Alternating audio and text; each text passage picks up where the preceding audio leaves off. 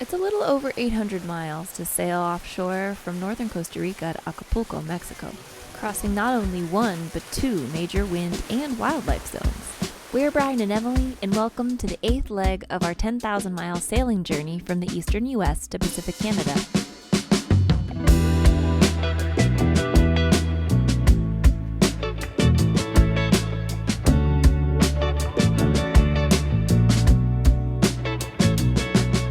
Lovely day out here on the Pacific. Technically, we're in Nicaragua. We're not gonna stop. Just left Costa Rica this morning.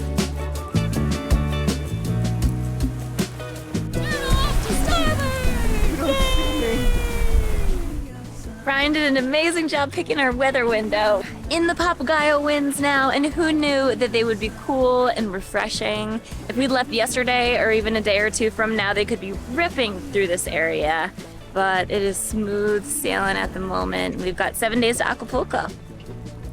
We tried to snooze and prep for a wakeful night watch, but wildlife had other plans. Yes! There they are! There they are! They're right there! Whales! Wow! There's one more over there off to port! More scouts! There he is! Wow! What a wildlife day! Sighting 4 turtles, those amazing rays you just saw, and a few before that, whales.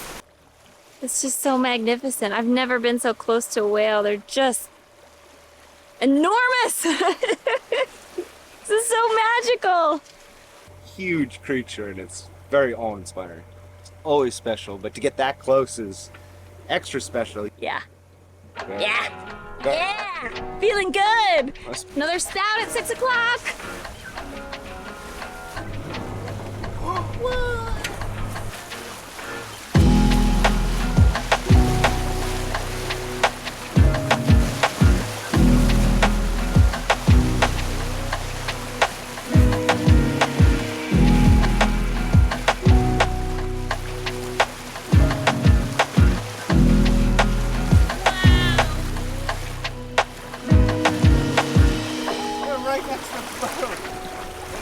I just feel like I'm gonna cry. This is unbelievable. It was a beautiful day before we had this, frankly. Yeah. I was so in bliss. We were in a zone that can be tough with the Papagayo winds, and we're just gliding along, having a gorgeous day. So I was already feeling lucky as could be today. And we are. And I'm so glad that you guys are watching and that you can share in this too. Little whales at sunset, darling. Thought it'd be a nice way to start the trip for you. Deepening just to know that you're that close, just to be in the presence of the largest creature we'll ever be in the presence of. It's just a massive creature, and you feel it and you sense it. Somehow it's like goes beyond seeing him or hearing him. Can you feel it, Brian? I can feel him. I can see him. There is a big upwelling of current, and the zone that we were just in Costa Rica, in the northern part, was much cooler water than anywhere else in the southern part of Costa Rica. So we'll show you some images on the current chart that we've got. Maybe we can make a little sense of it all. In the Papagayo wind zone, where we are now, the wind is so forceful at times that it actually causes an upwelling of the cold, oxygen-rich water from the deep up to the surface, which drives these currents. There are also depth changes in the seafloor, which may play a role. There is a similar effect in the Tehuantepec wind zone that we will approach in just another few days. As you can see from this chlorophyll map showing plankton blooms in the Papagayo and Tehuantepec wind zones, the cycling of water creates a rich ecosystem and food chains supporting an abundance of life. I don't know if we could be much luckier today. We have smooth sailing through a tough zone with Papagayo winds. We have whales all around us popping up, giving us a beautiful sighting, and now we're getting full moon rising for our night sail. It's about as good as it gets. And we had room for ice cream in the freezer.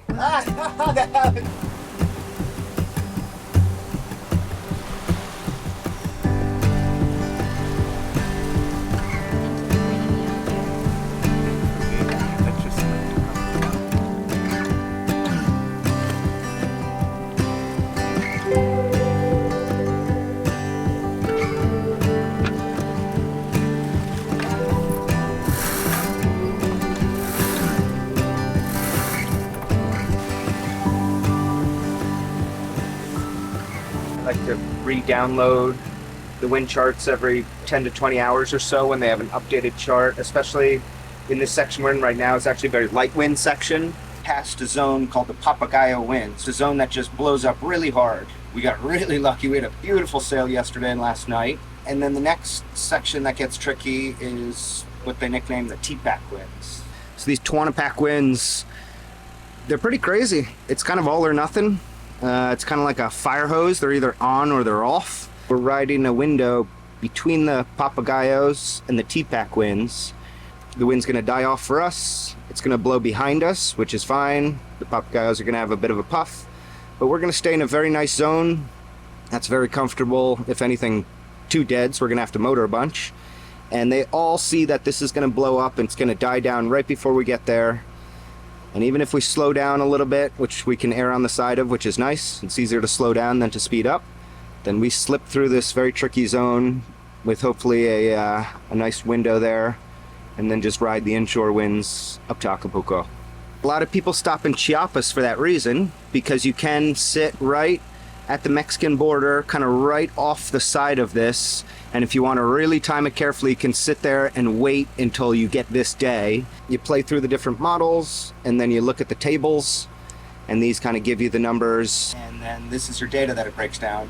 Usually the first things I go to are the waves. We're not going to be much more than a third of the time in anything above 1 meter waves. We're seeing dead calm winds, so max wind speed is not even going to be 15 knots for the rest of this trip.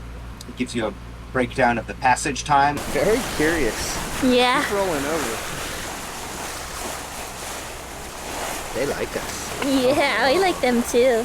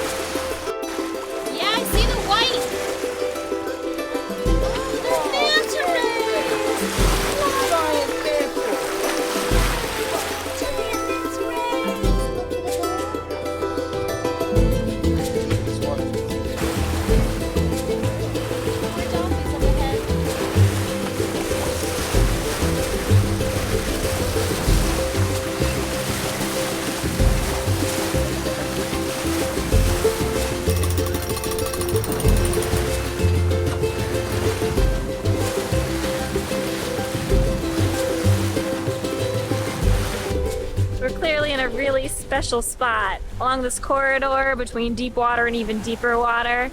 We've literally been surrounded by wildlife all day. There's dolphins all around us, 360. This is my second trip offshore ever, the first one being the Caribbean Sea, but man, that trip, I couldn't even go out on deck. This is so pleasant. We've been doing a lot of motoring and motor sailing through this kind of little dead zone, but hey, we'll take it because the wildlife viewing has been incredible. It's been really comfortable. We can cook, we can take showers. I'm not seasick. Brian says, should we eat them after just recovering from a bellyache? You should know, Brian's a sucker for calamari. Yeah.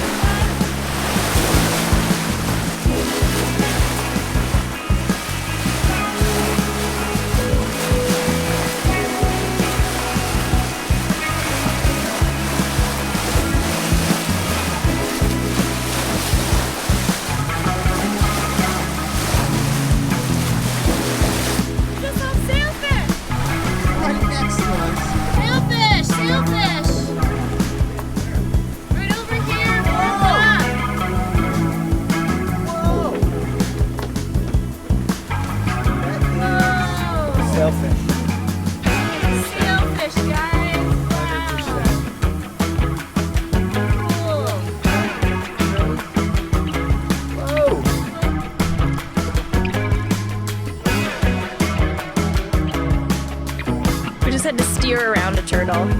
Not for the first time. Like speed bumps out here.